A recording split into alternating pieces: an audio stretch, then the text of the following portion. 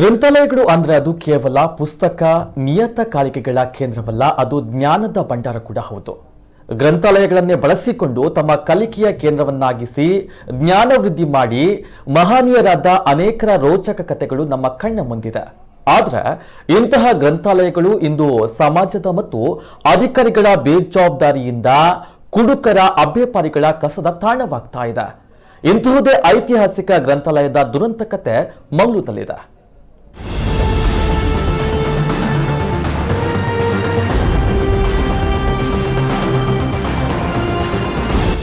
ಗ್ರಂಥಾಲಯಗಳು ಅಂದ್ರೆ ಅದು ಕೇವಲ ಪುಸ್ತಕ ನಿಯತಕಾಲಿಕೆಗಳ ಕೇಂದ್ರವಲ್ಲ, ಅದು ಜ್ಞಾನದ ಭಂಡಾರ ಕೂಡ ಹೌದು.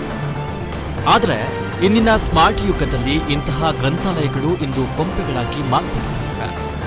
ಇದಕ್ಕೆ ಸ್ಪಷ್ಟ ಉದಾಹರಣೆ ಸ್ಮಾರ್ಟ್ ಸಿಟಿ ಮಂಗಳೂರಿನ ಹೃದಯ ಭಾಗದಲ್ಲಿರುವ ಕದ್ರಿ ಮಲ್ಲಿಕಟ್ಟೆಯಲ್ಲಿರುವ ಸಾರ್ವಜನಿಕ ಗ್ರಂಥಾಲಯ. ಆದರೆ ಇಂದು ಗ್ರಂಥಾಲಯ ಅನಾಥವಾಗಿದೆ. ಶತಮಾನದ ಇತಿಹಾಸವಿರುವ ಈ ಗ್ರಂಥಾಲಯ ಅದ್ಯಾವ ಪರಿಸ್ಥಿತಿಯಲ್ಲಿ ಇದೆ ಅನ್ನೋದನ್ನ ನೀವೇ ಒಂದ್ಸಲ ನೋಡ್ಬಿಡಿ, ಅರ್ಥವಾಗಿ ಬಿಡುತ್ತೆ.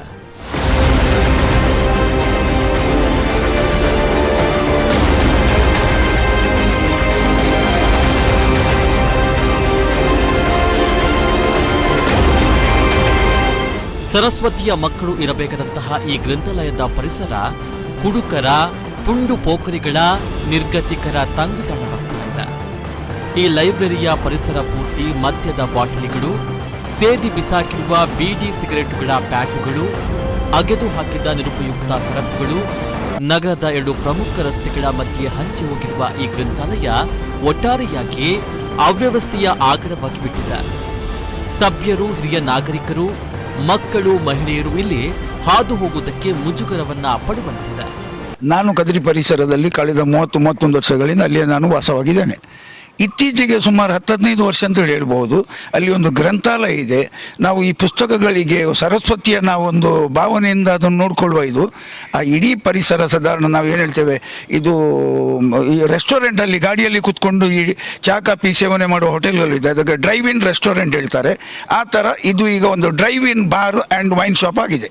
ಸಂಬಂಧಪಟ್ಟ ಕಾರ್ಪೊರೇಟ್ರು ಕಣ್ಣಿಗೆ ಕಾಣುವುದಿಲ್ಲ. ಅವರ ಹತ್ರ ಏನಾದರೂ ಫೋನಲ್ಲಿ ಕೇಳಿದರೆ ಅವರದ್ದು ಅದಕ್ಕೆ ಒಂದು ಉಲ್ಟಾ ಜವಾಬು. ನಾನು 30 ವರ್ಷದಿಂದ ಸಮಾಜ ಸೇವೆ ಮಾಡಿಕೊಂಡಿರುವ ಒಂದು ಕಂಪ್ಲೇಂಟ್ ಕೊಡುವಾಗ ಹೇಳ್ತಾರೆ, ನಿಮಗೆ ಅದು ಕಾಣುವುದಿಲ್ಲ, ನಮ್ದು ಇದು ಮಾತ್ರ ಕಾಣ್ತದೆ ಅಂತೇಳಿ ಒಂದು ಕೊಕ್ಕೆ ಸವಾಲು.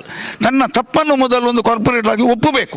ಈಗ ಮೊನ್ನೆ ಒಂದು 6-8 ತಿಂಗಳ ಮೊದಲು ಅದನ್ನು ನವೀಕರಣ ಮಾಡುವ ಕ್ರಿಯೆ ಪ್ರಾರಂಭವಾಯಿತು. ನನಗೆ ಒಂದು ಖುಷಿ ಆಯಿತು. ಕೆಲಸ ಈಗ ಏನು ಪ್ರಾರಂಭ ಮಾಡಿದೆ ಕೂಡ ಅದು ಅರ್ಧದಲ್ಲಿ ನಿಂತು ಬಿಟ್ಟಿದೆ.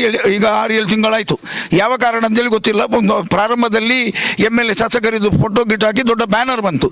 ಇದು ಮುಂದುವರಿಸಿ ಹೋಗಬಾರ್ದು ಅಂತೇಳಿ ನಾನು ಹೇಳ್ತೇನೆ. ಅಸಹ್ಯ ಚಟುವಟಿಕೆಗಳೆಲ್ಲ ಇವತ್ತಿಗೆ ಅದು ನಿಲ್ಲುವ ಪ್ರಯತ್ನ ನಮ್ಮ ಆಡಳಿತ ಮಾಡಲಿ ಅಂತೇಳಿ ನಾನು ಕಳಕಳಿಯಿಂದ ಬೇಡಿಕೊಳ್ತೇನೆ. ರಸ್ತೆ ಅಗಲೀಕರಣ ಸಂದರ್ಭ ಈ ಗ್ರಂಥಾಲಯದ ಆವರಣ ಗೋಡೆಗಳನ್ನ ಕೆಲ ವರ್ಷಗಳಿಂದ ಕೆಳಗೆ ಹಾಕಲಾಗಿತ್ತು. ಆ ಬಳಿಕ ಈ ಪರಿಸರ ಸಂಪೂರ್ಣ ಕೆಡವಲು ಆರಂಭವಾಗಿ ಅವ್ಯವಸ್ಥೆಯ ಆಗರವಾಗಿ ಮಾರ್ಪಟ್ಟಾಗ ನಮ್ಮ ಕುಡ್ಲ ವಾಹಿನಿ ಸುದ್ದಿ ಬಿತ್ತರಿಸಿ ಜನಪ್ರತಿನಿಧಿಗಳ ಕಣ್ಣನ್ನ ತೆರೆಯುವಂತೆ ಮಾಡಿತ್ತು. ಕೂಡಲೇ ಎಚ್ಚೆತ್ತ ಜನಪ್ರತಿನಿಧಿಗಳು ಇಲ್ಲಿನ ಕಸದ ರಾಶಿಯನ್ನ ತೆರವು ಮಾಡಿ ಸುಂದರೀಕರಣ ಮಾಡುವ ಕಾರ್ಯಕ್ಕೆ ಚಾಲನೆಯನ್ನ ನೀಡಿತ್ತು. ಆದರೆ ಅದ್ಯಾಕೋ ಆರಂಭದಲ್ಲಿ ಶೂರತ್ವ ಎಂಬಂತೆ ಆರಂಭವಾದಷ್ಟೇ ವೇಗದಲ್ಲಿ ಅರ್ಧಕ್ಕೆ ನಿಂತು ಮತ್ತೆ ಹಿಂದಿಗಿಂತಲೂ ಅಧೋಗತಿಗೆ ಇಳಿಯಿತು ಇಲ್ಲಿನ ಪರಿಸರ. ಈ ಬಗ್ಗೆ ಪ್ರತಿಕ್ರಿಯೆ ನೀಡಿರುವಂತಹ ಪಾಲಿಕೆಯ ಮೇಯರ್ ಇದಕ್ಕೆ ತಾರ್ಕಿಕ ಅಂತ್ಯವನ್ನ ಕಂಡುಕೊಳ್ಳುತ್ತೇವೆ ಎಂದಿದ್ದಾರೆ. ಈ ಮಂಗಳೂರು ಮಹಾನಗರ ಪಾಲಿಕೆ ವ್ಯಾಪ್ತಿಯಲ್ಲಿರುವಂತಹ ಕದ್ರಿ ಮಲ್ಲಿಕಟ್ಟೆಯಲ್ಲಿರುವಂತಹ ನಮ್ಮ ಸಾರ್ವಜನಿಕ ಉದ್ಯಾನವನದ ಒಳಗಡೆ ಈಗಾಗಲೇ ಒಂದು ಗ್ರಂಥಾಲಯ ಇದೆ ಮತ್ತು ಅದು ಕಾರ್ಯನಿರ್ವಹಿಸ್ತಾ ಇದೆ. ಆದರೆ ಮಾಧ್ಯಮದ ಮುಖೇನ ಅಥವಾ ಸಾರ್ವಜನಿಕವಾಗಿ ಕೆಲವೊಂದು ದೂರುಗಳು ಬಂದಿರುವ ಬಗ್ಗೆ ಆ ಪ್ರದೇಶದಲ್ಲಿ ಆ ಗ್ರಂಥಾಲಯದ ಬಾಗಿಲಿನ ಎದುರುಗಡೆ ಇರ್ಬೋದು ಅಥವಾ ಉದ್ಯಾನವನದ ಒಳಗಡೆ ಒಂದಷ್ಟು ಜನ